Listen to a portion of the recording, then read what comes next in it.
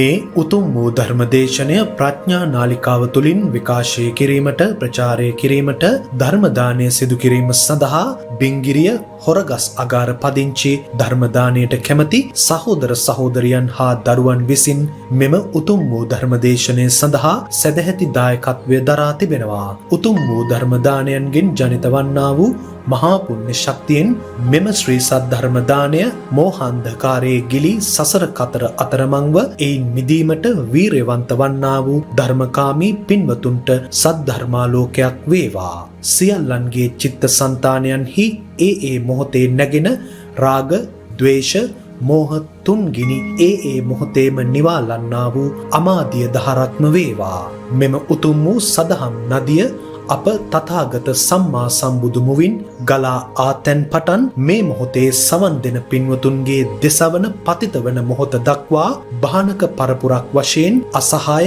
වීරයකින් පවත්වාගෙන ආවා වූ ගෞරවනීය ආනන්ද සැරියුත් මුගලන් ආදී ආර්ය උත්තමයන් වහන්සේලාටද මෙම ශ්‍රී සද්ධර්ම නදියෙන් අප ශ්‍රී ලංකා ද්වීපයද තෙමා සනසාලු අනුබුදු මිහිඳු මහරහතන් වහන්සේ ප්‍රමුඛ සියලු ආර්ය උත්තමයන් වහන්සේලාටද බැමිණිටියා සාය වැනි සාගත සමයන්හිදීද සාපිපාසාවෙන් අපමණව පෙළමින් ජීවිත පරිත්‍යාගයෙන් සදහම් නදිය ආරක්ෂා කළා වූ ආර්ය උත්තමයන් වහන්සේලාටද ග්‍රන්ථාරූඪ කරමින් ඉදිරි පරපුරෙහි නිවීම වෙනුවෙන් එම ග්‍රන්ථයන් පවා දිවි දෙවැනි කර ආරක්ෂා කළා වූ සියලු උත්තමයන් වහන්සේලාටද මේ මොහොතේ ශ්‍රවණය කරන්නා වූ පින්වතුන් වෙත මොහොතින් මොහොත ඇවිලෙන සසර ගිනි මොහොතින් මොහොත නිවාලීමට පෙළ දහම හෙලිපෙහෙලි කරමින් දහම් අමාපැන් බෙදන්නා වූ ගෞරවනීය දේශකයාණන් වහන්සේටද අප්‍රමාණ භක්තියෙන් කෘතඥතාවෙන් ශීර්ෂ ප්‍රණාමෙන් පුදන්නා වූ ගෞරවනීය උපහාරයක්ම වේවා. ධර්ම ශ්‍රවණය කළා වූ සියල්ලෝ සතිය විසින් මනාසේ පාලනය වූ දොරටු සහිත ඉඳුරන් ඇත්තෝ වීමට ප්‍රඥාවන්ත වෙත්වා, වීර්යවන්ත වෙත්වා. සියල්ලන්ගේ සසර ගිනි නිවී යමින් නිවීමටම පත් වේවා කියා බලාපොරොත්තු වෙනවා. එසේම වේවා කියා ආශිර්වාද කරනවා.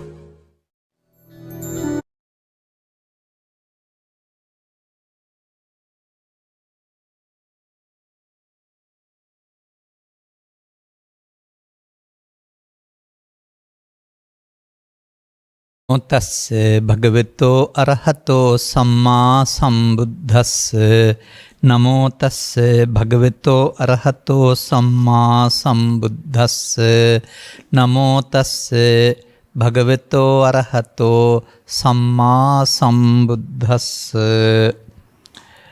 යෝචමෝහං පහන්ත්වාන මෝහනෙය්යේ නමුයිහති මෝහෝ විහන්තිසෝ සබ්බං ආජ්ජිත් උදයං තමං තීති.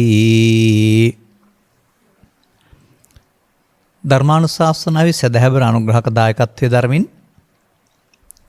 ධර්මානුශාසනාව පටිගත කිරීම සඳහා සහභාගී වෙන්නා වූ දායක පින්නතුන් ප්‍රමුඛ මෙම මොහොත අපට සවන් දීම සඳහා ප්‍රඥානාලිකාවට යොමු වුණා වූ සදහැවර පින්නතුනි, අනුග්‍රහක බවතුන් අපට මෝහාන්ධකාරයට සද්ධර්මාලෝකයේ යන පසුතලයෙන් ස්වාමින් වහන්සේ කැමති පරිදි ධර්ම දේශනාවක් කියලා තමයි ඉල්ලීම ඉදිරිපත් කරලා තිබෙන්නේ.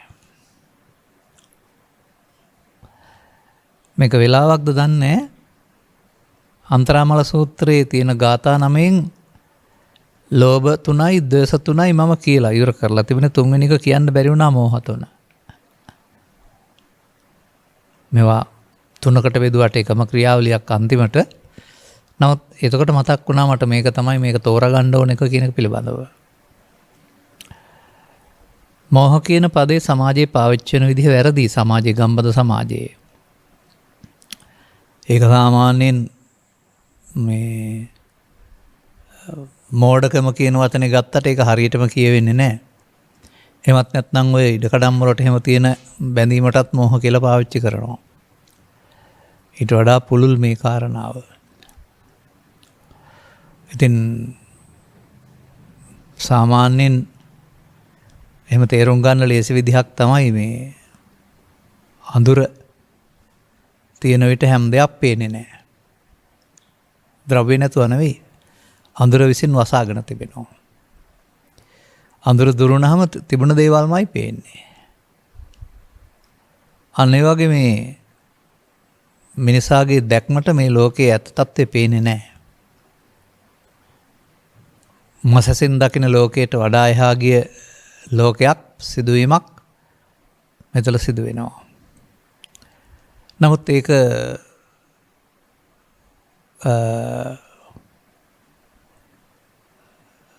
සමාජයේ තේරුම් ගන්නේ නැහැ.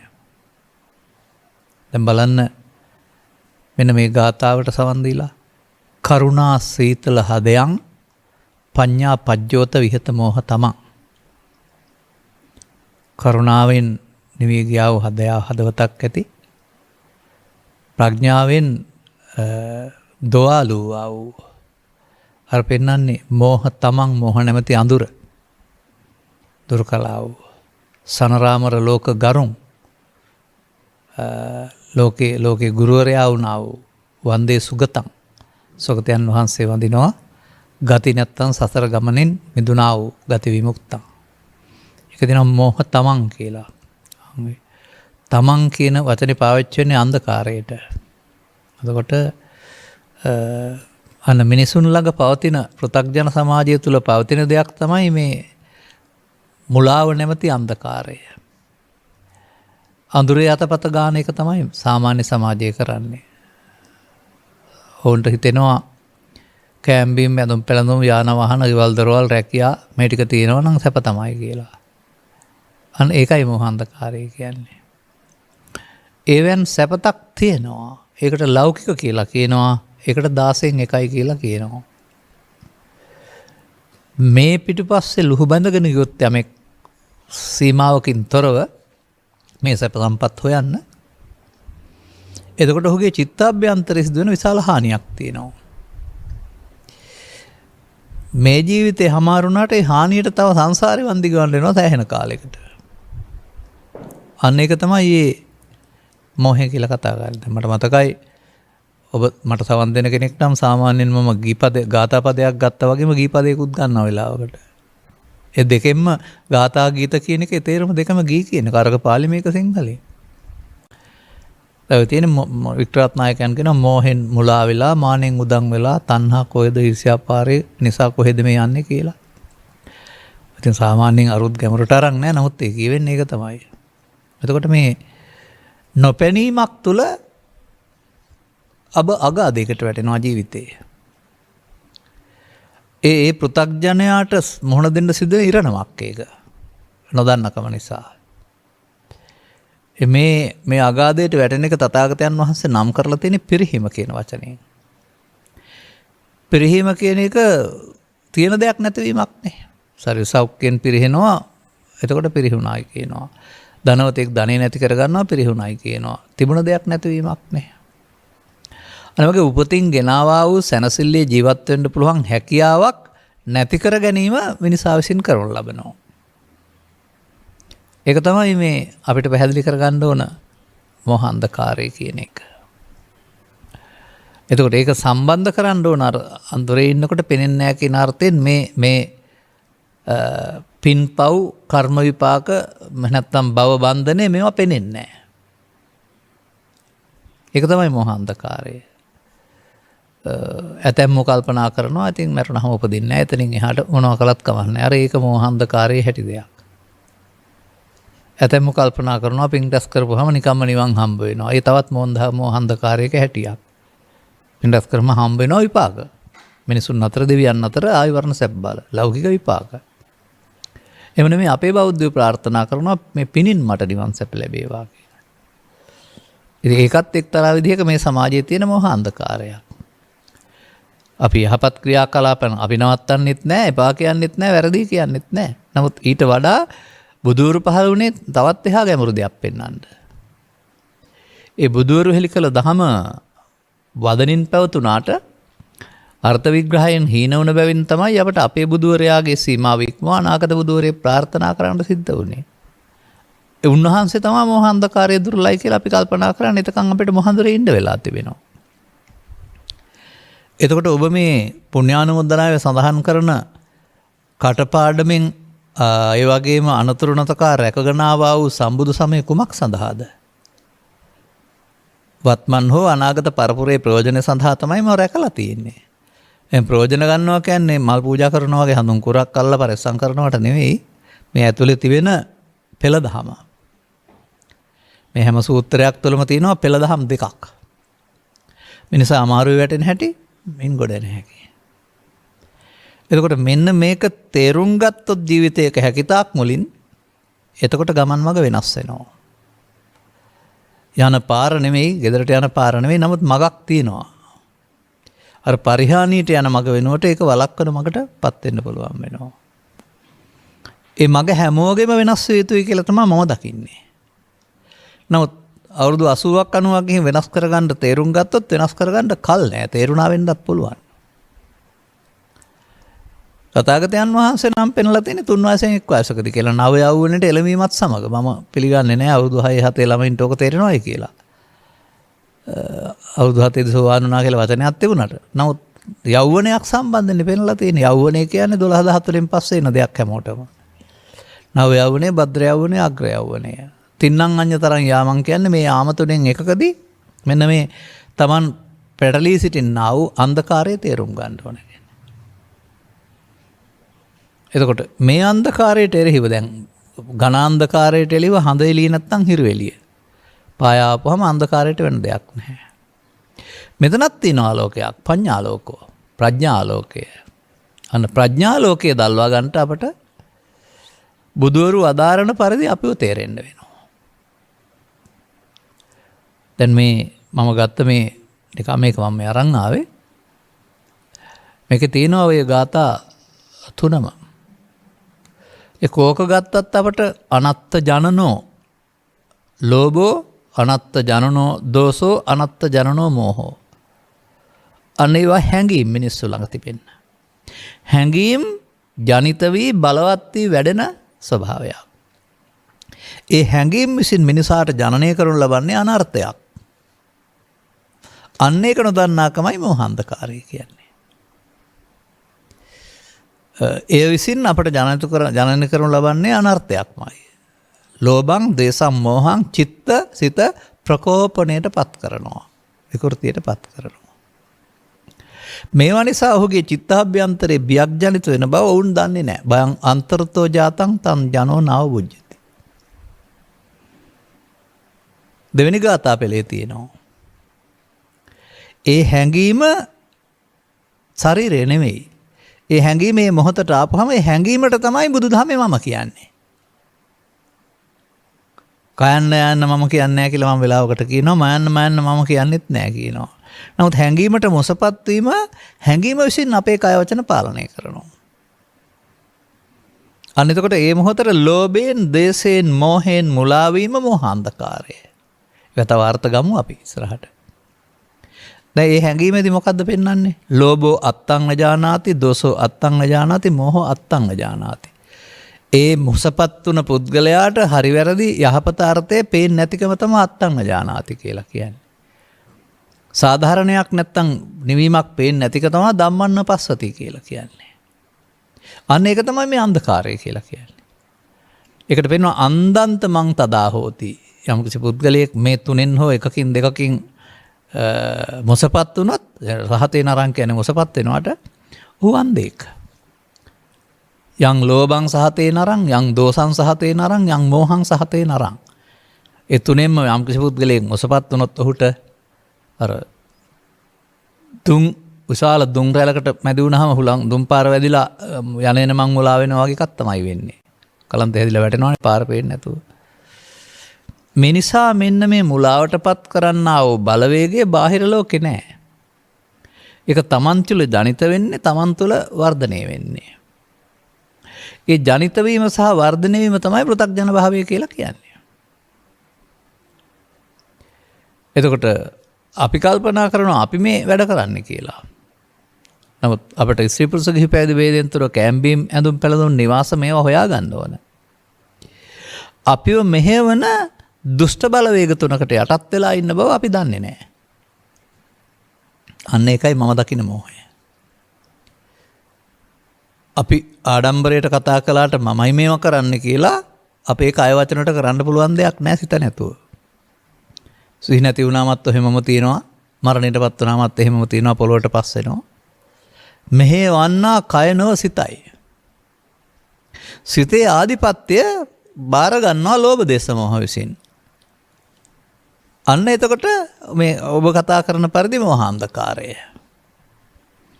දැන් එතකොට ජාතිය, කුලය, ආගම, අරක මේක හරි එක වැරදි එක හුඟක් දේවල් තියෙනවා. ඊට පස්සේ ඒ අන්ධකාරයට තමයි ඒවා තියෙන්නේ. මාදුටුවා මේ මෑතදී දැන් තථාගත බුදු පියාණන් වහන්සේට ශාක්‍ය වංශිකයාට මේ සැඩල් වංශිකයා කියලා වෙන සත්‍ය වුණේ නැහැ සසුන් ගත කරන්න. එහෙම උපතින් බැලුවේ නෑනේ ඒක බුදුන් වහන්සේ. අර ආශ්චර්ය අద్భుත ධර්ම හතරෙත් පැහැදිලි කරන්නේ ගංගා යමුනා සර්වමහී ගංගා වලින් වතුර ගලාන ආපුවාම සාගරයට ආපුවාම සාගර ජලය වෙනව වරුනම අර නංගින් ආයෙ පාවිච්චි කරන්නේ නැහැ කියලා. නමුත් මේ බුද්ධ වචනේ වර්තමානයේ ක්‍රියාත්මකද මම දැක්ක පුවත්පත දැන්වීමක් තියෙනවා. මේ පැවිදි වෙන්න දරුවෝ ඉල්ලලා හැබැයි වාසගම විශේෂයෙන් දාලා තිබුණා. එතකොට මේ වාසගම බලපානවා නිවන් දකින්න. දුකින් හත මිදෙන්න වමහන්නේ. අන්න ඒ අපි එතකොට මෝහාන්ධකාරය නෙමෙයිද? බුදුන් වහන්සේට වඩා කොහොමද රජාණක් විශේෂ්ඨ වුණේ? බුදුන් වහන්සේ දේවාති දේව බ්‍රහ්මාති බ්‍රහ්ම සක්‍රාති සක්‍රනේ. රජුරෝ කියන්නේ කෙලෙස් සහිතයිනේ. එතකොට අපි වට යට වෙලා නෙමෙයිද අර තියෙන්නේ.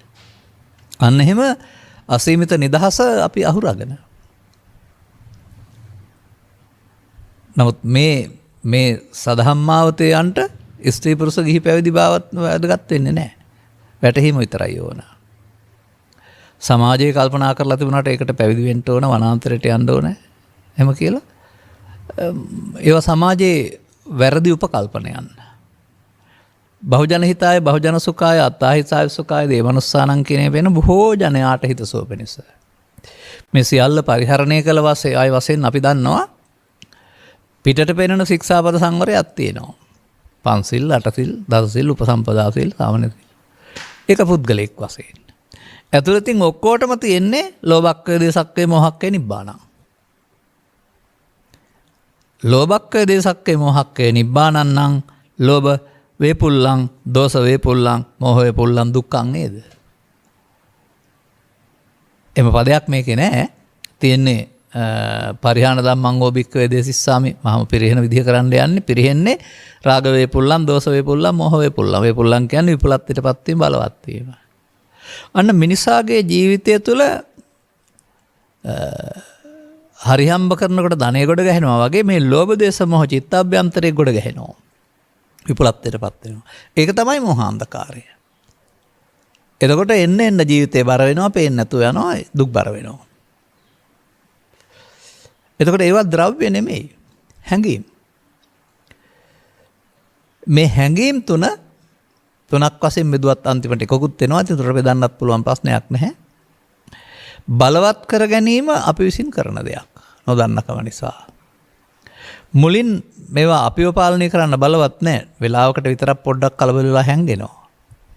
බලවත් වෙනකොට අපිව පාලනය කරන්න ගන්නවා. අන්න අපි දන්නේ නැති දේ.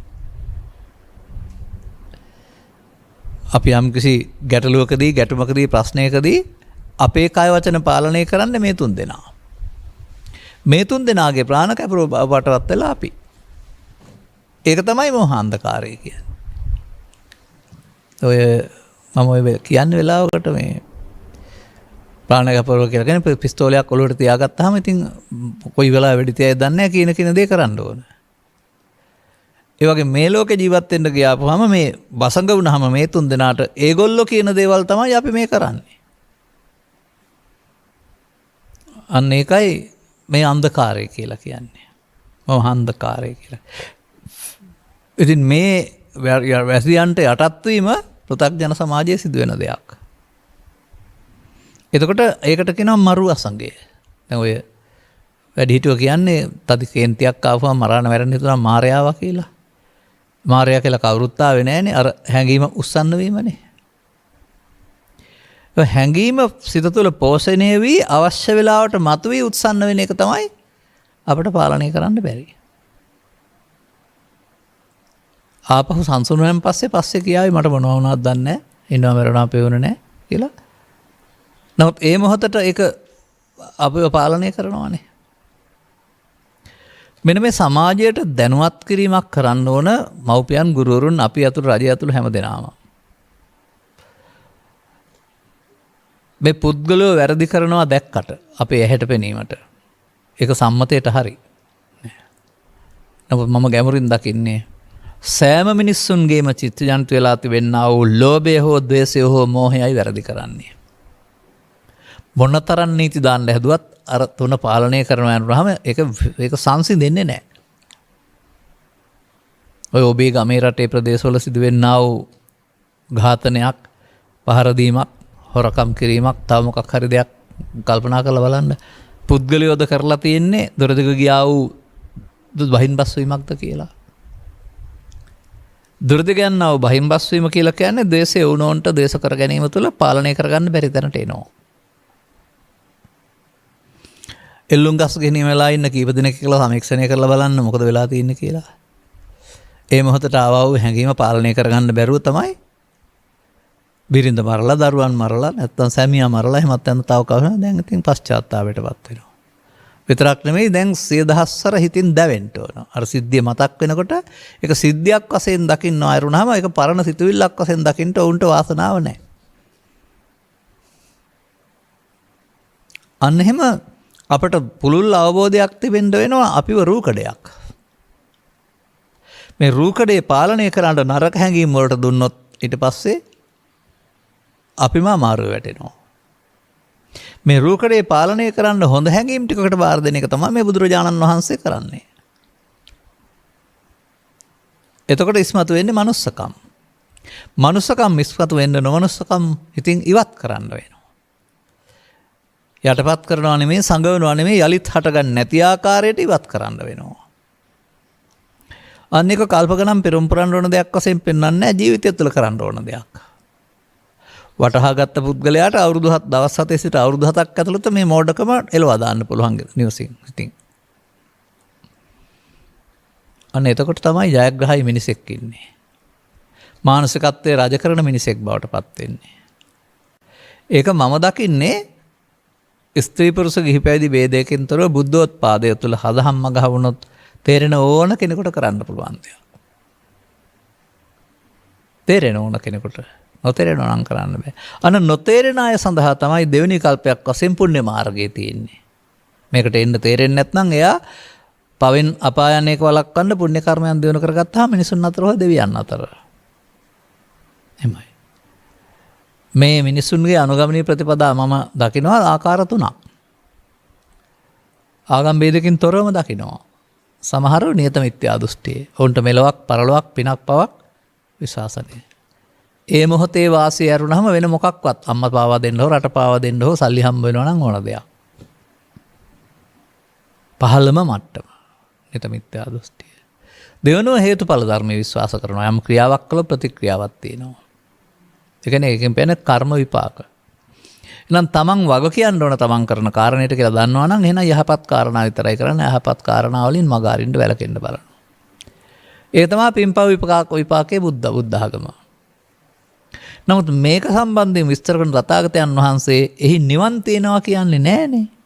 අත්තිවික්කේ සම්මාදිට්ඨි සාසවා පුඤ්ඤභාගියා උපදිවේපක්කා. සම්මාදිට්ඨියක් තියෙනවා කෙලෙස් සහිතයි.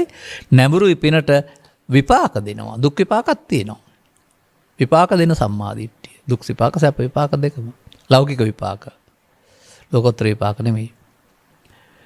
අන්න එහාට යනකොට පෙන්නවා අත්තිවික්කේ සම්මාදිට්ඨි. මානේ තව සම්මාදිට්ඨියක් තියෙනවා. අරියා අනාසවා ලෝකුත්තර මග්ගංගා. ලෝකුත්තර මග්ගංගා කියලා කියන්නේ සෝවාන් ආදී මාර්ගඵලවලට. සෝවාන් ආදී මාර්ගඵල පිළිවිලින් නිවන් ලබා දෙන සම්මාදිට්ඨිය එකක්. පින් කරපුවාම සැප විපාක ලබා දෙන සම්මාදිට්ඨිය තව එකක්. ඒක භවගාමී සම්මාදිට්ඨිය සසර ඇවිදින එක. අන්න භව නිරෝධගාමී සම්මාදිට්ඨිය සසුනින් ඉවත් වුණෙන් පස්සේ තමයි භවගාමී සම්මාදිට්ඨිය කරලියට ආවේ. ඉතින් අරක නැති නිසා මේක පාවිච්චි කළාට කමන්නේ. අපේ උත්සාහය යලිත් වතාවක් භවගාමී සම්මාදිට්ඨිය වනසා දැමීම නෙමෙයි. ඒක නොතේරෙන අයට තිබුණාවයි. නමුත් 100%ක්ම නොතේරෙන අය ඉන්න බෑනේ. එහෙනම් භව නිරෝධගාමී සම්මාදිට්ඨිය මතුවෙන්න වෙනවා. අන්න ශාසනයේ ආලෝකය, සම්මාදිට්ඨිය ආලෝකය, මහාන්ධකාරයේ දුර්වමේ ආලෝකය. මෙය කිසි විටකත් අනුන්ගේ සරණින් ලබන්න පුළුවන් දෙයක් නෙමෙයි. කවුරුත් ලව්ව කරගන්න පුළුවන් දෙයක් නෙමෙයි.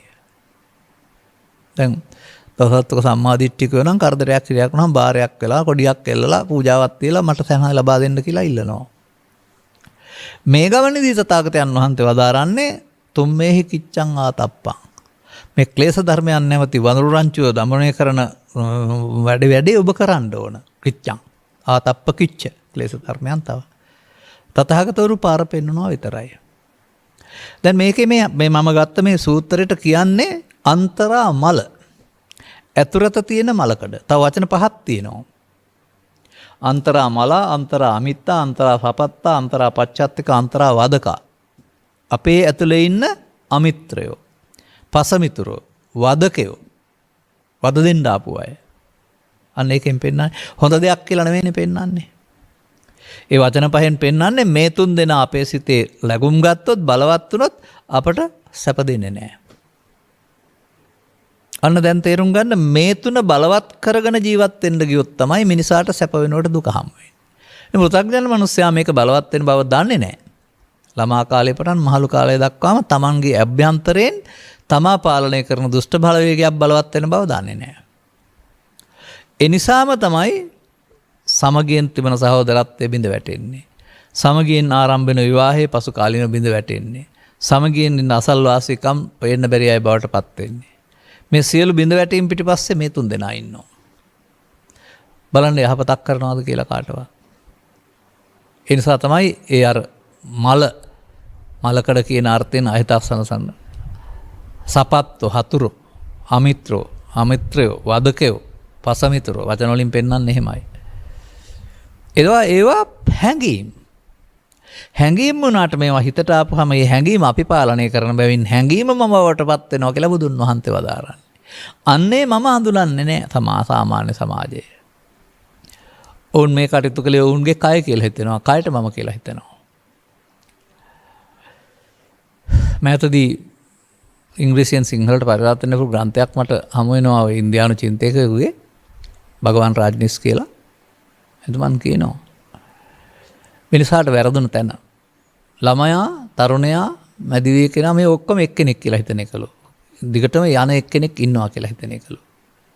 නමුත් තේරුම් ගන්න ඕන මොහොතින් මොහොතම මිනිසා ඉපදී මේ යන බව.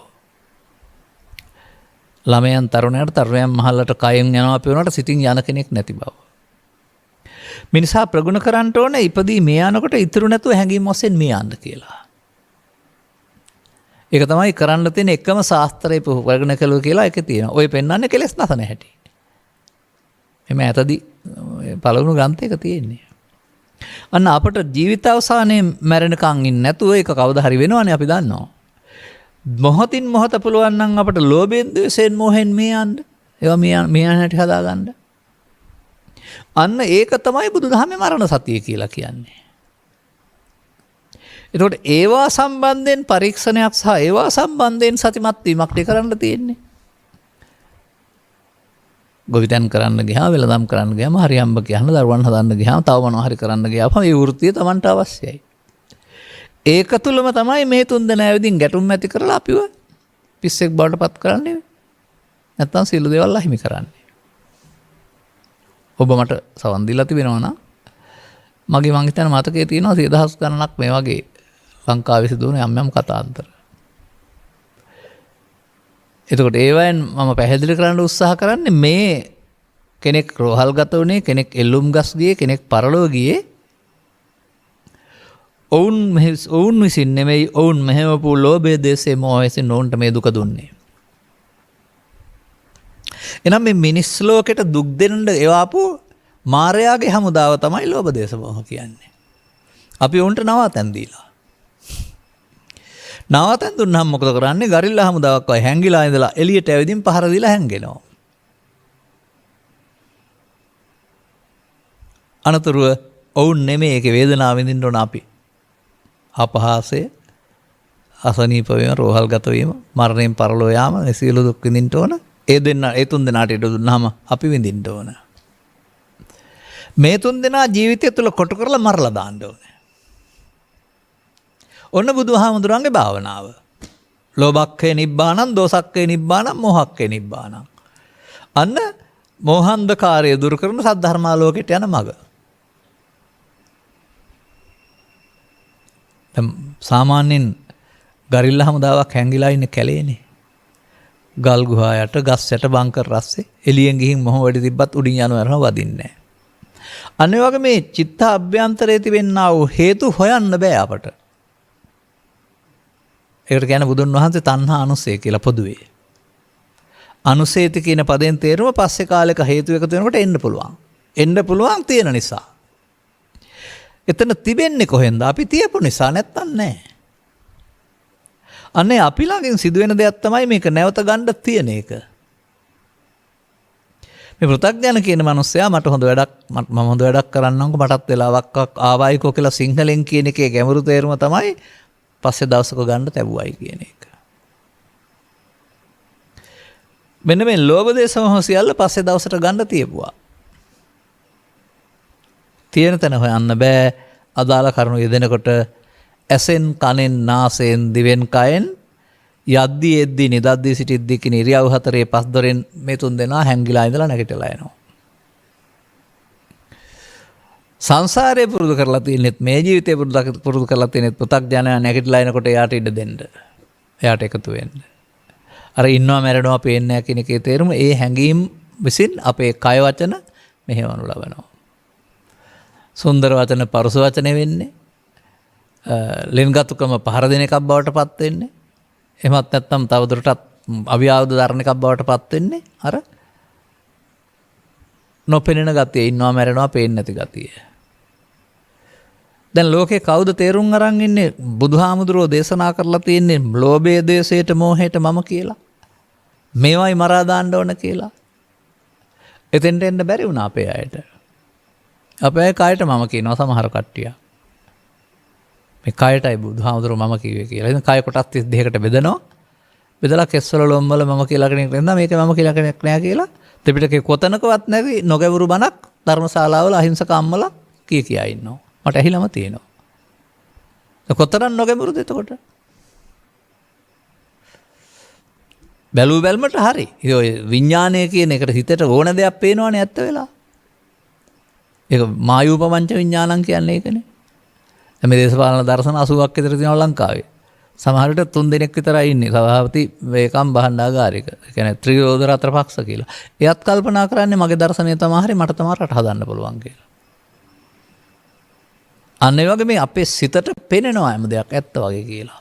නමුත් මායූපමංච විඥානං කියලා කියනවානේ. එබැවින් අපට වැටහෙන්න වෙනවා ජීවිතය තුළ සාර්ථකත්වයට අපි අධ්‍යාපනයේ ධනෙ මේවා මෙහෙව්වාට මේවා තුළින් ලැබෙනා වූ ශාස්ත්‍රීයත්වය වාද විවාද වීම තුළින් දික්කසාදය තුළින් අහිමි කරනවා.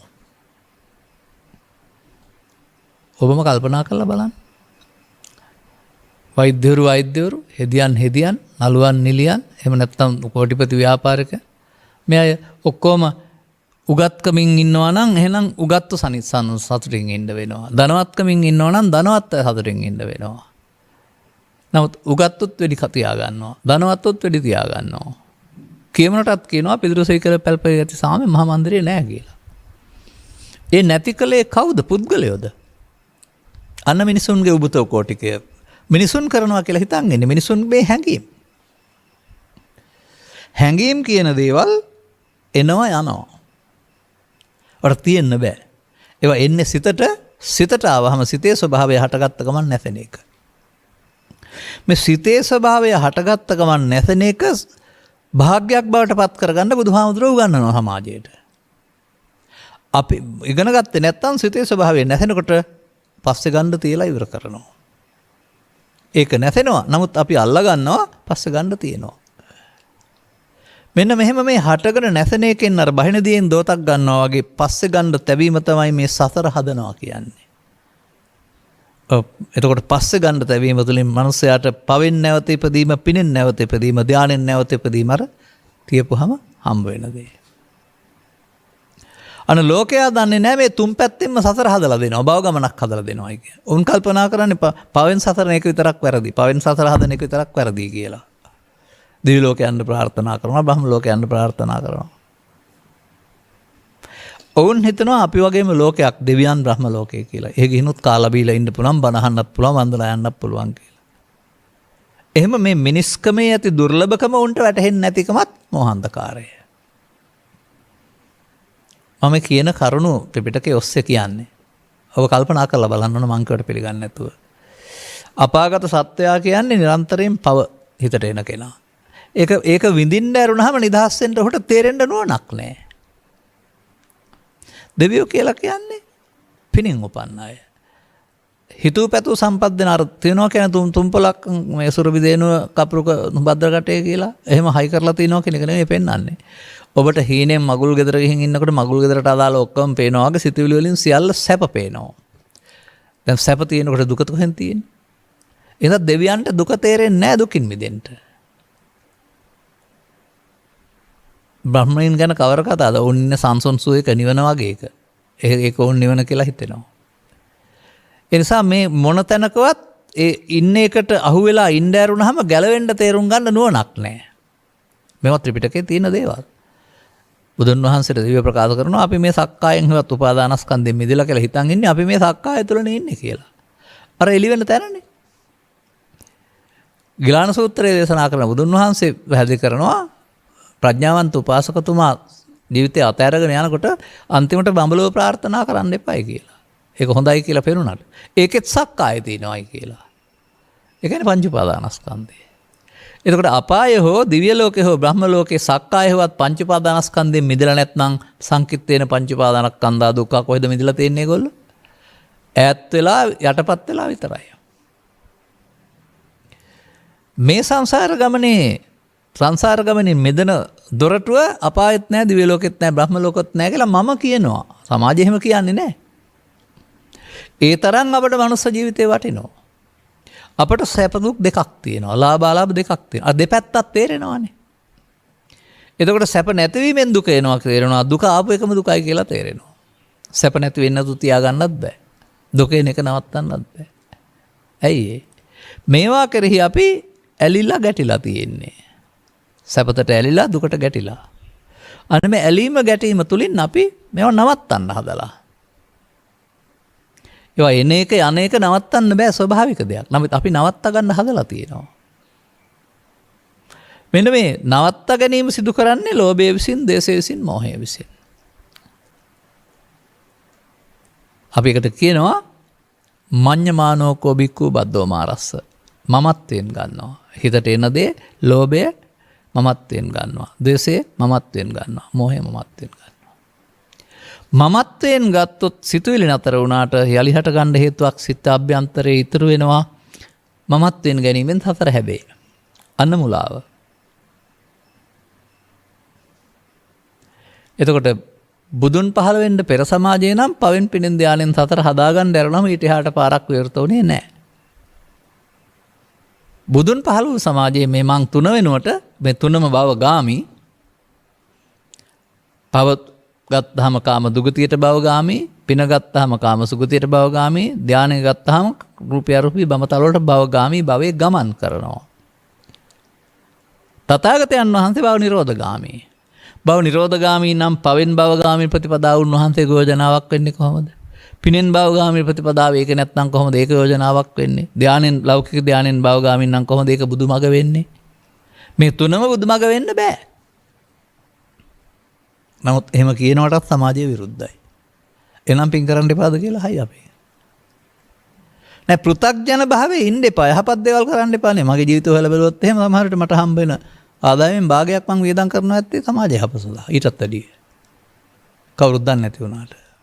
ප්‍රසිද්ධියක් ඕනෙත් නෑ, ආදායම උත්සාහන ඕනෙත් නෑ, පින් දෙන්න ඕනෙත් නෑ කවුරුවත්. මට සතුට තියෙනවනේ කරලා. ඒ නිසා මේ සමාජයේ යහපත් දේවල් කරන්න තහනමක් බුදු සමයේ නෑ. පුළුවන් තරම්. නමුත් යහපත් දේවල් කරන්න ගියාමත් ප්‍රශංසාව හරි කීර්තිය හරි එහෙම නැත්නම් පරලෝට ලබන්න හරි දෙන්න ගියාම ආයෙත් මෝහයෙන් මුලා වෙලා. අන්න එහෙමයි මේ මෝහය කියන එක ක්‍රියාත්මක වෙන්නේ. මම ඒ ලස්සන වචන යොදනවා වට. සාමාන්‍යයෙන් ස්වභාව කර්ම නියාමයේ හැටි තමයි දුන්නාම ලැබෙන එක. ප්‍රාර්ථනා කරන්න ඕනේ. පව් කරන මිනිස්සු වටවකට විපාක දියන් කියලා ඉල්ලන්නේ නැහැනේ. පව් කරපුවම මෙලොව වශයෙන් පරලොව වශයෙන් ප්‍රවෘත්ති ප්‍රසන්න විපාක. එහෙනම් මොකටද පින් කරලා ඉල්ලන්නේ? ඒකත් එහෙනම් කර්ම විපාකත් කර්ම විපාක වෙනත් කර්ම විපාකනේ. ඉල්ලීම අමතර ලෝභයක්. එතකොට අර පරාර්ථයනේ අන් අයක ලබලන සතුට නෑ. Tamanට ලබන්න දීලා තියෙන්නේ. එමේ බුදුසසුනේ බෞද්ධයෝ ටික කාලයක් යනකොට දුන්නම ලැබෙනවා කියන එක ලබන්න දෙන තැනට හරවා ගැනීම ආත්මාර්ථයක්. එතකොට අර ලබන පුද්ගලයන් ලබා ගන්නා වූ කුසල නිවා ගැනීම gedarak යට බය නැතුව ඉන්න එක ආදී කාරණා ඔවුන්ට ඕන හින්දා දීලා නෙමෙයි තියෙන්නේ. ඔවුන්ෙන් ලබන සතුට නෙමෙයි බලාපොරොත්තු වෙලා අපිට පස්සේ ලබන්න.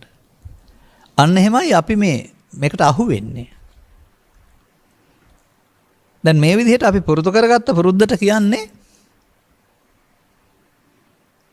පුද්ගලයෙක් වශයෙන් බලන්න නැතුව බලන්න හැමදාම හිතට එන එකට එකතු වෙන එක කරන්නේ. කයින් අවුරුදු 60ක් 70ක් වශයෙන් පුද්ගලයෙක් හිටියට හිතින් ලෝභයට, ද්වේෂයට, මෝහයට, ඊර්ෂ්‍යාවට, ක්‍රෝධයට, වෛරයට, පවට, පිනට, ධානයට හිත මාරු වෙනවා. ඒ හැඟීම විසින් තමයි මේ මොහොතේ කය පවත්වන්නේ. බොහෝ කලක් අපට හුරු වුණේ මේවට එකතු වෙන්න. එන හැඟීමට එකතු වෙන්න. ස්වයංක්‍රීයව පුරුදු වුණා. ලක්ෂ වාරයක් විතර ඊටත් වඩා වාර ගාණක් පුරුදු කරලා එනකොටම එකතු වෙන්න පුරුදු වුණා. ඒක තමයි ගැහුවොත් ගහනවා, බැන්නොත් බනිනවා, නින්දා කළොත් නින්දා කරනවා. ඒ බාර ගන්න නිසා. බාර ගත්තාම Tamande වේ මාදිකමක් වෙනවා. ඒක ආපහු දිනන්න යන්නේ ප්‍රතික්‍රියා දක්වලා. දැන් මේ ගැහුවොත් ගහන, බැන්නොත් බනින, රිදෙව්වොත් රිදවනක පිටිපස්සේ ඉන්නේ කවුද? ලෝභ දේශ මොහ. ඉතින් ඒගොල්ලෝ ක්‍රියාත්මක කරවහම මේ සමාජයේ ගෙවල් ගිනි ගන්නවා, මේ ජීවිත නැති වෙනවා, වෙඩි තබා ගන්නවා, ධනෙ විනාශ වෙනවා, තවද යහපතක් කරනවද කවුරුවත්? ඒක තමයි අර හතුර ටිකක් කියලා බුදුහාමුදුරුවෝ පෙන්නලා තිබෙන්නේ. දැන් මේ ගාථාපන්ති 6කින් පෙන්නනවා ඒක හටගෙන වැඩෙන හැටි. අර සහතේ නරන් මොහොතේ මුසපත් වුනහම ඔහුට අන්දයි පේන්නේ නැහැ. S2 පේන්නේ නැහැ නෙමෙයි. එතකොට ලෝභයෙන්, ද්වේෂයෙන්, මොහෙන් අන්ධ වුණාට හරි වැරදි සාධාරණත්වය පේන්නේ නැහැ. අන්න අන්ධභාවය. දැන් සිංහල වෙදකමේ හෝ වෙදකමේ අන්ධභාවයේ තියෙනාට ඇස් හොඳ කරන්න පුළුවන්. අනක බුදුරජාණන් වහන්සේ මේ මොහන්ධකාරයේ S2 පාදා දෙනවා. එතකොට ඒ සඳහා අපි ළඟම ඉන්න මේ හතර තුන් දෙනා ගෙදරින් පන්නලා දාන්න, ජීවිතෙන් පන්නලා දාන්න ක්‍රමයක් පෙන්නලා තියෙනවා. හැංගිලා සිටියේදී පන්නන්න බෑ. ආවෙලාවට එකතු නොවීමෙන් එළියට දාන්න පුළුවන්. සංසාරයේ පුරුදු කරේ ආවෙලාවට එකතු වෙන එක. බැන්නොත් බැන්නා, ගැහුවොත් ගැන්නා, පරිගත්තොත් පරි. ඒ තමයි ආවෙලාවට එකතු වෙනවා කියන එක. එතකොට තේරුම් ගන්න ඔබේ අතපය වචන මෙහෙව්වේ මේ ලෝභය නැමැති මම, ද්වේෂය නැමැති මම, මෝහය නැමැති මම, අන්න මමත්වයේ ක්‍රියාවලිය. ඒක මුලාව. හොඳයි යා නැත්නම්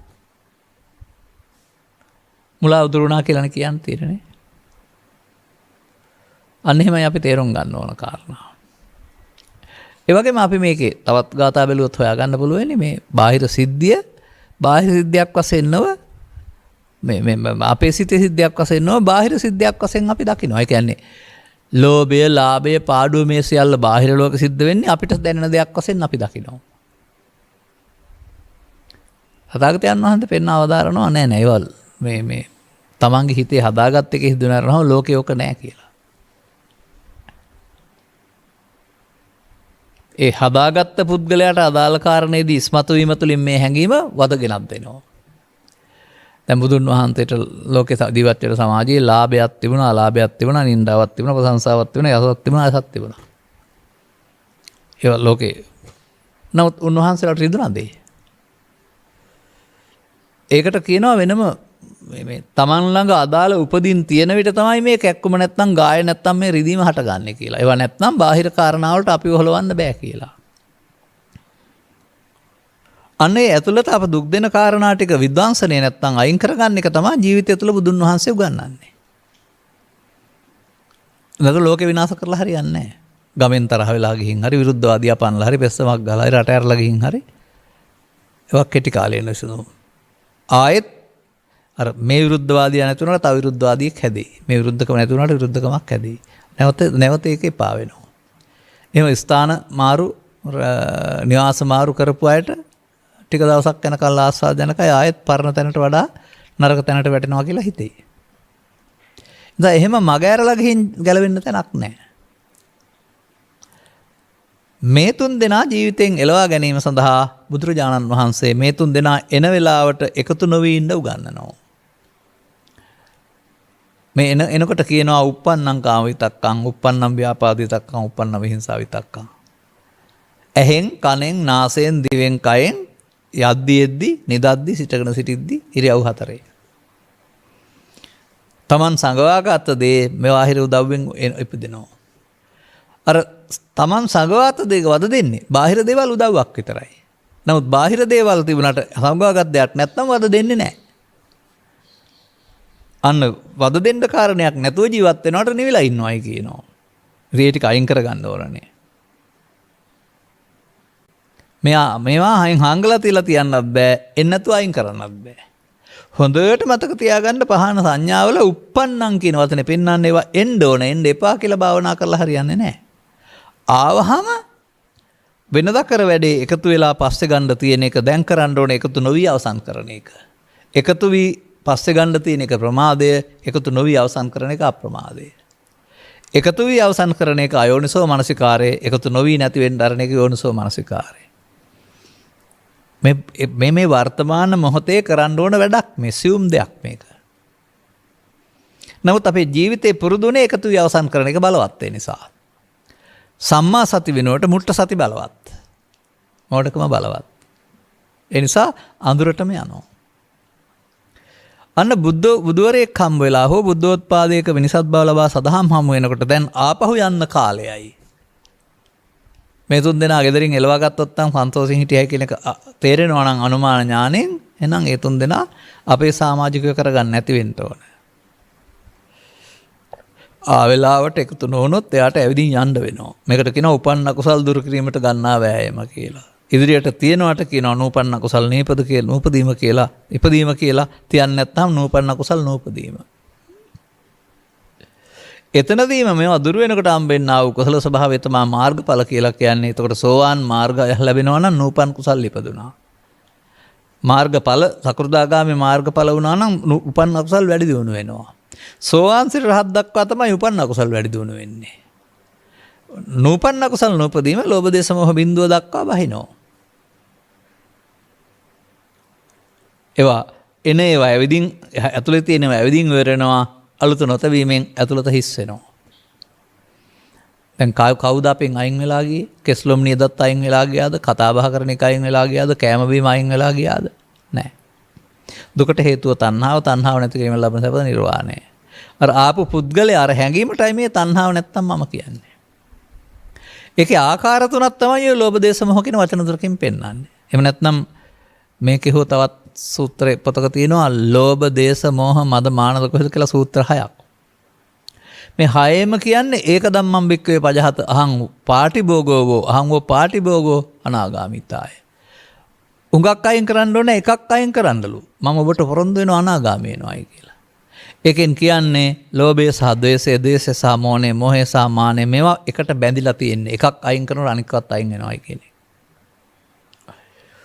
අන්න අතහරින්න ඕන අම්මා තාත්තා ඉඩකඩම් හරක බාන නෙවෙයි. ලෝභය, ද්වේෂය, මෝහය. වෙලාවට එකතු නොවීමෙන්.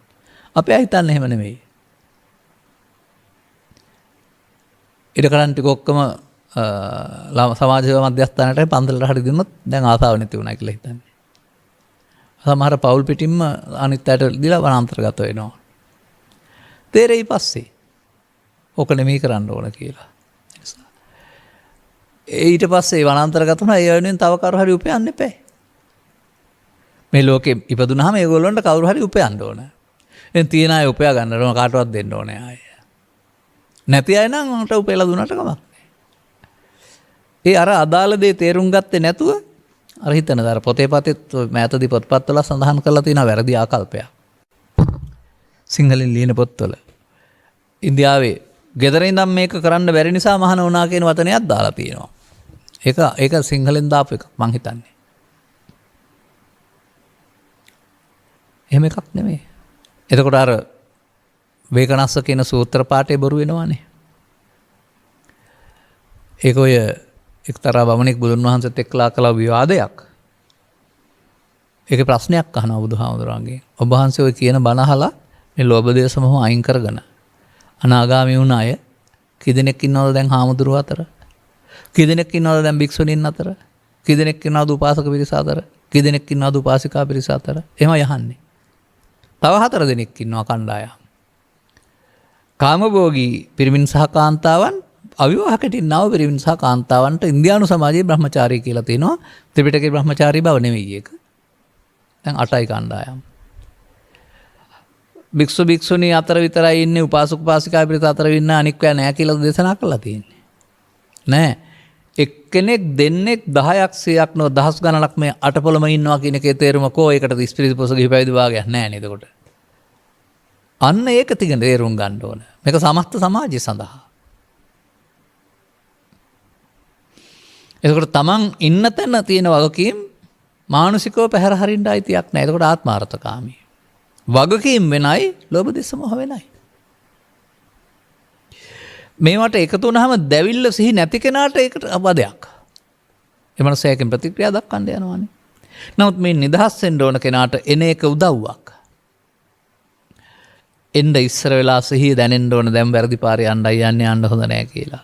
අන්න සිහිය කියන්නේ මේ ත්‍රිවිධ විතර්ක එනකොට ඒවට එකතු නොවෙන්න වැඩි දියුණු කරන එකක් කරුණාම left right හරි ඔසම ගන්න මෙහා තිබෙන එකට සිහියක් කියලා මම පිළිගන්නේ නැහැ. ඔසම පාරේ ඉහළ පහළ යනකම් බලන් ඉන්න එකක් කියලා. සිහියෙන් වෙන්න ඕන ක්ලේශ ධර්මයන් උපදිනකොට අහුන වෙන එක. ඒකට තමයි සිහිය කියන්නේ. මේ සිහිය දැනගෙන සතිපට්ඨානේ හොයන්න. අපි ළඟ මේ මොකද සිහි මුලාව කියන වචනෙන් පෙන්වන්නේ මේ ලෝභ දේශයට මොහයට යටත් වෙලා කියන එක. යටත් නොවෙනවා නම් ඒ නොවෙන්නේ සිහිය කියලා කතා කරන කුසල චෛතසිකයෙන් අකුසලයන්ගෙන් වෙන්වීම. සති කියන්නේ කුසල චෛතසිකයක් නේ. අනේ විදිහට මේක තේරුම් ගත්තාම අපි තුල වැඩෙන්න ඕන ගහති ලක්ෂණයක් කරනවාම මේ බාහිර ක්‍රියාවත් දිහා බලන් ඉන්න එකක් නෙමෙයි. ත්‍රිවිධ විතර්කයේදී ඒට එකතු නොවෙන්න වැඩි දියුණු වෙන්න ආව එකට සිහිය කියලා කියනවා. පාන සංඥාවල. දැන් පටන් ගත්තාම ආපහු යන්න පටන් ගන්නවා. දැන් කය වැඩි දියුණු කරනවා නෙමෙයි කය ප්‍රතිපදාව. අර අල්ලා නොගැනීමෙන් නොතැවුල කියන එක අපට වළංගු වෙනවා එතකොට. අමඤ්ඤමා නොමුත්තෝ පාපිමතෝ කියන එක අපට වළංගු වෙනවා. යංකෝ බික්කේ අනිච්චං තත්‍රතේ චන්දෝ පහතබ්බෝති අපිට වළංගු වෙනවා. එහෙම නැත්නම් පංච උපාදානස්කන්ධය අනිදුක්ඛානත් වශයෙන් බලපහම සෝවාන් කියන එකට අන්න අර එකතු නොවෙනවට තමයි අනිත්‍ය වශයෙන් බලනවා කියන්නේ. එකතු වෙලා ගහ ගන්න මන ගන්නවට තමයි නිට්ටය වශයෙන් බලනවා කියලා කියන්නේ. මේ සූත්‍ර සියල්ල පුරා පවතින්නේ ওই ටික විතරයි. කොහෙන් ගත්තත්. එතකොට හුඟක් නැහනේ. බොහොම පොඩ්ඩයි තියෙන්නේ. අර හුඟක් බුද්ධ ආගම කරගත් එක තමයි මේ තියෙන්නේ. හුඟක් ලියන්න කියන්න අවුරුදු 2700ක දේවල් පාඩම් කරන්න, විභාග පාස් කරන්න. ඇයි අපි නොසිතන්නේ අයන් නායන නොදන්නා වූ සුනීතට සෝපාකටත් වැටහුණා වූ භව නිරෝධගාමී ප්‍රතිපදාව අපට අවලංගු වෙයි කියලා.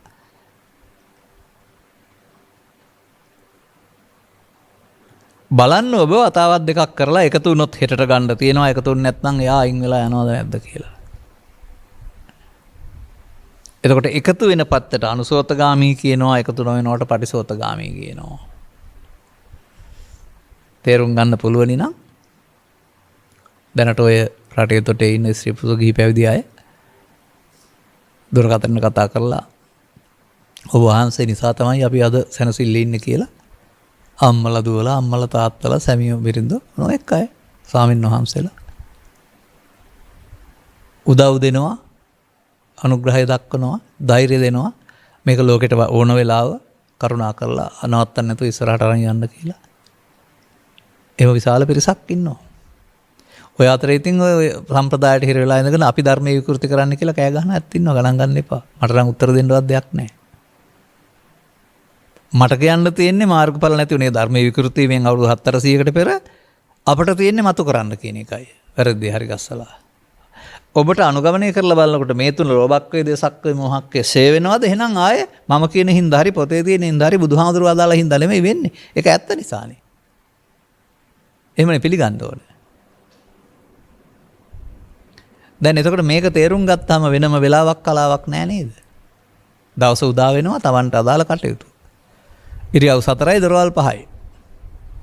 කොයි මොහොතේ බාහිර කාරණා නිසා ඇතුළත ඉන්න හතුරායිද ආව දවසට එළියට දාන්න ඕනේ. එනකල් බලන් ඉන්න වෙනවා. ඔය ඉමේ පංච උපාදානස්කන්ධේ අනිච්චත දුක්ඛ අනාත්ම යෝනිසෝ මනසිකරන්තෝ සෝතාපට්ටි සකදාගාමි අනාගාමි අරිහන්ත ඵලං සච්ච කරෙය්‍යාති එතකම්ම පංච උපාදානස්කන්ධේ අනිත්‍ය බලන්න කියන්නේ අර උපන්නව කාම විතර්කේ ව්‍යාපාද විතර්කේ විහිංසා විතර්කේ ඉපදුනහම එකතු නොවි අවසන් කරන්න. එතකොට කාමරාග ව්‍යාපාද තුනී වෙනවා විනාශ වෙනවා. දැන් ඔන්න අන්ධකාරයේ දුර වේගන යනවා. දැන් අර හතුරු හමුදාවේ බලය දුර්වල වෙනවා. එතකොට ඒ බලවත් වෙන්නේ සති ධම්මවිචේ විරිය අන්නේ තමයි බොජ්ජංග බලවත් වෙනවා කියන්නේ. ඒගොල්ලෝ තමයි අරගොල්ලෝ දුර්වල කරන්නේ. අවසානයේ තේරෙවි අපේ හිතේ පාලනය කරලා තියෙන දේවදත්ත පෙරලා දමා බ්‍රහ්මදත්ත රජ වීම කියලා කියනවා ඇත්ත ජාතක පොතේ. ඔකට වෙන්න ඇති කියලා හිතන්න ඉස්සරහට. රජකමක් ගැනම බලන් ඉන්නේ නැතුව ඒ කාලේ බ්‍රහ්මදත්ත රජුරෝ යටගේ දවස් බරණැසන විතරමයි තිබුණේ. නමුත් බුදුහාමුදුරන්ට සිද්ධි ගැන විස්තර කරන්න ඕන කමක් නැහැ. උන්වහන්සේ හැම සිද්ධියක්ම අපේ සිතේ ක්ලේශ ධර්මයන්ගේ වැඩෙනවට පරිහානියට ගලපලා තියෙන්නේ. එහෙනම් වැරදි පාලකෙක් අපි ළඟ ඉන්නේ. එයාව එලවලා දානවා. දාලා ඊට පස්සේ යහපත් පාලනයක් ස්ථාපිත කරනවා. එහෙම පෙලක් වෙන්න බැරි නෑ. මොකද ජාතකත් අයිති වෙන්නේ ත්‍රිපිටකයට. නිකන් කතන්දර බෞද්ධ සාහිත්‍ය කියලා අපේ හාමුදුරුවෝ වරුවට කිව්වට දන්නේ නැතුවට කියන්නේ. ඒ සාහිත්‍යයක් නෑ. ඒකේ ධර්ම කරුණු තියෙන්නේ. තේරෙන්නේ නෑ පැහැදිලි කරගන්න. ඒක ගැඹුරකට අපි යන්න ඕනේ අපිට තේරෙන එකෙන් හොයාගනිමු අපි. එහෙම හැම දෙයක් සම්බන්ධ වෙන බුදුන් වහන්සේ ඒ හැම දෙයක්ම මිනිසාගේ හිතේ පරිහාන ධම්මං සහ අපරිහාන ධම්මං උගන්වන්න යොදාගත්තා. අන්න අපට බණ ඇහෙනවා කියන්නේ පරිහාන ධම්මං තේරෙනවා. අපි අම්තාක් දුරට දැන් පිරිහිලා මේ පාරේ නම් ගියොත් සතරට වැටෙන්නේ. භවගාමී වෙන්නේ. දැන් එහෙනම් ඉක්මන් කරන්න ඕන කියලා භවගාමීත්ව වෙනකොට නිරෝධය පෝරා ගන්නකොට තමයි අන්න එතනින් එහාටයි බුද්ධං ධම්මං සංඝං තරණං ගච්ඡාමි වළංගු වෙන්නේ. ඔය පටිසෝතගාමින් සඳහා තියෙන දෙයක් ඔය තිරුවන් සරණ කියලා කියන්නේ. නිකන් ඔය ළමයි පොඩි අය නිකන් කීවට නිකන් වචනයක් විතරයි ඒක. ඔය දහම් පාසල් පොත් ගන්න තුන් සැරයක් කියවම පිළිහිටනවා කියලා මට නම් තේරෙන්නේ නැහැ. ඒක මම ආපහු යනවා. මම සසරෙන් ගැලවෙන්න යනවා. ඒ සඳහා ඒ කියන්නේ මම නිවීම සරණ කරගෙන ජීවත් වෙනවා. ඒ පැත්තට යන්නේ කර්මශය කරගෙන, ලෝභ දේශමෝහය කරගෙන. සසර දුකින් මිදෙන්න තියෙන එකක් තිරුවන් සරණ කියලා කියන්නේ. එනිසා ඒවත් පවා නොගැඹුරු වෙලා තෙරුවන් සරණ යාම නොගැඹුරු වෙලා නිකම්ම පුංචි කාලේ කියනවා ඉන් එහාට දැන් තෙරුවන් සරණ ගිහින් කියලා හිතන් ඉනවා. එහෙනම් ඉල්ලුම් ගස් ගිහිල්ලා ඉන්නේ කොහොමද තෙරුවන් සරණ ගියා නම්? තෙරුවන් සරණ ගියා නම් අපායෙන් ගැලවිලා තියෙනවා. ඉල්ලුම් ගස් යන්නේ කොහොමද? අන්න එහෙමයි ඒකේ ඇත්ත සිද්ධිය. එනිසා මේක වාචික තැනට නොගැඹුරු කරගත්තට ඇතුළතින් ප්‍රතිපත්තිමය දෙයක්. මේ වචනේත් ඕනනම් කියන්නම්කෝ මම. බහුම් මේ සරණං යන්ති පබ්බතානි වානානිච ආරාම රුක්ක චෛත්‍යානි මනුස්සා බය තජ්ජිතා. බීතයටගත් මිනිස්සු ආරාම රුක්ක ගස්වල සරණ යනවා පිට වෙන්නයි කියලා. බුදුහාමුදුරුවෝ දාරනවා නේතංකෝ සරණංකේ මං ඒ සරණ යාම සංසුන් වෙන්නේ නැහැ. ඒක උතුම් වෙන්නේ නැහැ. ඒ සරණ යාමෙන් සියලු දුකින් මිදෙන්නේ නැහැ. පිටක් තියෙන්න පුළුවන්. මොකක් හරි බාරයක් කාර්යයක් ඔප්පු කරනවා ඔප්පු වෙන්න පුළුවන්. නමුත් සියලු දුකින් මිදෙන්නේ නැහැ. යෝච යමෙක් බුද්ධුන් දහම් සංඝුන් සරණ ගොස් චතුස්සත්ත්‍ය නුවණින් දකිනවා නම් ඒතංකෝ සරණං ඒමං ස්කේමං ඒ සරණ සැන්සීම පිණිස හේතු වෙනවා. ඒ සරණ උතුම්. එතකොට තෙරුවන් සරණ ගොත් චතුස්සත්ත්‍ය අවබෝධය සත්‍ය සසර දුකින් මිදෙනවා. සබ්බ දුක්ඛා පමුංචති. හොඳයි අපේ රටේ අවුරුදු 400ක් තෙරුවන් සරණ ගියා මිදුණාද කවුරුත්? එහෙනම් බුදුන් වහන්සේ වදාළ එක නෙවෙයිනේ ඒක. ඒක ගියා නම් මිදෙන්න එපැයි. අර වාචික සරණාගමනට වඩා එහාගේ ගැඹුරු එකක් තියෙනවා ප්‍රතිපත්තිමය සරණාගමනේ. අන්න එතෙන් එන්න වෙනවා. බුදු වචන විශ්වාස කරන්නකො සියලු දුකින් මිදෙනවා. එහෙමයි අපට මේ පාර එන්න ඕන. එබැවින් ඔබ හැම දෙනාට මෙන්න මේ මමත්වයේ නැමැති මුලාව, ලෝභය, දේශය, මෝහයේ ස්වરૂප අරගෙන අපිට ඇවිදින් වද දෙනවා. මෝහ අන්ධකාරය. මේ තුන් දෙනා අපිව පාලනය කරන තාක්කල් අපට සැනසෙල්ලක් දෙන්නේ නැහැ. මොවුන් නිවසින් එළවාගත් හතුරු ටිකක් බුදුරජාණන් වහන්සේ වදාළ වර්තමාන මොහොතේ මේවට එකතු නොවීමෙන් අනිත්‍ය බලනකොට ෂය ප්‍රතිපදාව ආරම්භ වෙනවා. අතහරිනවා කියන එකේ තේරුම. දැන් එතකොට අන්තිමට නැති දවසට හිත ඇතුලේ බාහිර ලෝකයේ අරලෝ දහමට අදාළ කාරණා එනකොට කලබල වෙන්න කෙනෙක් තමන් ළඟ නැති බව තේරෙයි. කලබලයක් නැති බව නිවිලා ඉන්නවයි කියලා. කතං කරණියන් නාපරං ඉත්තත් ඇති අබ්බඤ්ඤාසි කියලා කළ යුතු සියල්ල අවසానයි. ඒ තමයි අමාමහා නිවන කියලා කියන්නේ ඒකනේ. අදාළ කරුණු තේරුම් අරගෙන හැකිතාක් දුරට දුර යන්නට අනුගමන ප්‍රතිපදාවක් අනුගමනය කරන්නට අනුග්‍රහක බෞද්ධුන් ඇතුළු ධර්මාශ්‍රය කළා වූ හැම දිනාට මෙම කරුණු පැහැදිලි කිරීම උපනිශ්‍රේවා හේතු වාසනා වේවායි කියන සුභාශිංසනය කරමින් මම ධර්මානුශාසනාව මෙසේ අවසන් කරනු ලබනවා. ධර්මානුශාසනාවේ දායකත්වය මෙම උතුම් ධර්ම දේශනාව ප්‍රඥානාලිකාව තුළින් විකාශනය කිරීම සඳහා සදැහැති දායකත්වයේ දරනු ලබන්නේ බිංගිරිය හොරගස් අගාර පදිංචි ධර්මදානයට කැමති සහෝදර සහෝදරියන් හා දරුවන් විසිනි. උන්ගේ බලාපොරොත්තුත් එහෙම වටිනා ශ්‍රේෂ්ඨ එකක්. අරමුණු. මෙම ශ්‍රී සද්ධර්මයේ ධර්ම දානය මෝහන්ධකාරයේ ගිලී සසර කතර අතරමංව එයින් මිදීමට වීරිය දරන්නා වූ ධර්මකාමී පින්නතුන්ට සද්ධර්මාලෝකයක් වේවා. සියල්ලන්ගේ චිත්තසංතානයන්හි ඒ මොහොතේ නැගෙන රාග දේශ මොහ තුන්ගිනි ඒ මොහොතේම නිවාලන්නා වූ අමාදිය ධාරක් වේවා. මේ උතුම් සදහම් නදිය අප තථාගත සම්මා සම්බුදුරජාණන් වහන්සේගේ මුවෙන් ගලාවිත් ආතැන් පටන් මේ මොහොතේ සවන් දෙන පින්නතුන්ගේ දෙසවන පතිත වෙන මොහොත දක්වා භානක පරපුරක් වශයෙන් අසහාය වීරකින් පවත්වාගෙන ආ වූ ගෞරවනීය ආනන්ද සරියුත් මොගලන් ආදී ආර්ය උත්තමයන් වහන්සේලාටද මෙම ශ්‍රී සද්ධර්මයෙන් නදිය අපගේ ශ්‍රී ලංකා දීපයේද තෙමා සනසාලා වූ අනුබුදු මහරහතන් වහන්සේ අනුබුදු මිහිඳු මහරහතන් වහන්සේ ප්‍රමුඛ සියලු ආර්ය උත්තමයන් වහන්සේලාටද බැවිනිතියා සාය වැනි සාගත සමයන්හිදී සාපිපාසාවන්ගෙන් අපමණ පෙළමින් ජීවිත පරිත්‍යාගයෙන් සදහම් නදිය ආරක්ෂා කළා වූ ආර්ය උත්තමයන් වහන්සේලාටද ග්‍රන්ථාරූඪ කරමින් ඉදිරි පරපුරෙහි නිවීම වෙනුවෙන් එම ග්‍රන්ථයන් පවා දිවි දෙවැනි කරගෙන ආරක්ෂා කළා වූ සීලම උත්තමයන් වහන්සේලාටද මේ මොහොතේ ශ්‍රවණය කරන්නා වූ පින්නතුන් වෙත මොහොතින් මොහොත ඇවිලෙන සසර ගිනි මොහොතින් මොහොත නිවාලීම පිණිස පෙළදහම හෙළිපෙහෙළි කරමින් අමා දම් පැන් බෙදන්නා වූ ගෞරවනීය දේශකයන් වහන්සේටද අප්‍රමාණ භක්තියෙන් කෘතඥතාවයෙන් ශීර්ෂ ප්‍රමාණයෙන් පුදන්නා වූ ගෞරවනීය උපහාරයක්ම වේවා. ධර්මශ්‍රවණය කළා වූ සියල්ලෝ සතිය විසින් මනාසේ පාලනය වූ දොරටු සහිත ඉඳුරන් ඇත්තෝ වීමට ප්‍රඥාවන්ත වේවා.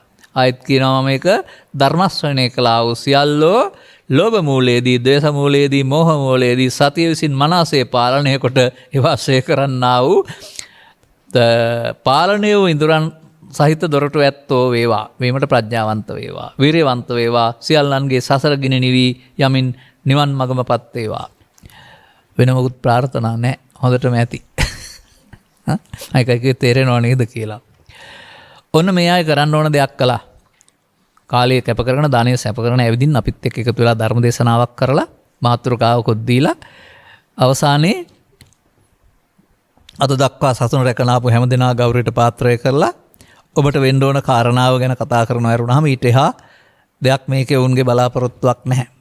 එබැවින් ධර්ම දානය සඳහා කාලය දානය සම කැප් කළා වූ ධර්ම දේශනාවට පැමිණියා වූ දේශනාව සවන් කළ දුන්නා වූ අනුග්‍රහක බෞතුන් වශයෙන් කටයුතු කළා වූ පවුලේ ඔබ හැම දෙනාටමත් මේ අනිත් අය වෙනුවෙන් ප්‍රාර්ථනා කළ පරිදි ආත්ම වශයෙන්ම ලෝභක්කේ දේශක්කේ මොහක්කේ මේ මොහොතේ පාවිච්චි කරන ආකාරය තේරුම් ගන්න ලැබීම තුළින් පටිසෝතගාමිත්වය තුළ නිවන සැනසල මංපෙත් කෙමෙන් හෙළිවේවා යන්න මගේද ප්‍රාර්ථනයයි. පරිස්කාර පූජා කළා ධර්මශ්‍රවණය කළා සියලු සෑම දෙනාගේ යහපත් සඵල වේවා. මේ ගෞතම සසුනේ නිවන් මඟ මිනිසුන් සඳහා හෙළි කර ගැනීමට ඔබේ උත්සාහය හේතු වාසනා වේවා. සබ්බීතියෝ වජ්ජන්තු සබ්බ රෝගෝ විනස්සතු මාතේ බවත් අන්තරායෝ සුඛී දීඝායුකෝ භව හැම දිනාටම තෙරුවන් සරණයි. බුද්ධ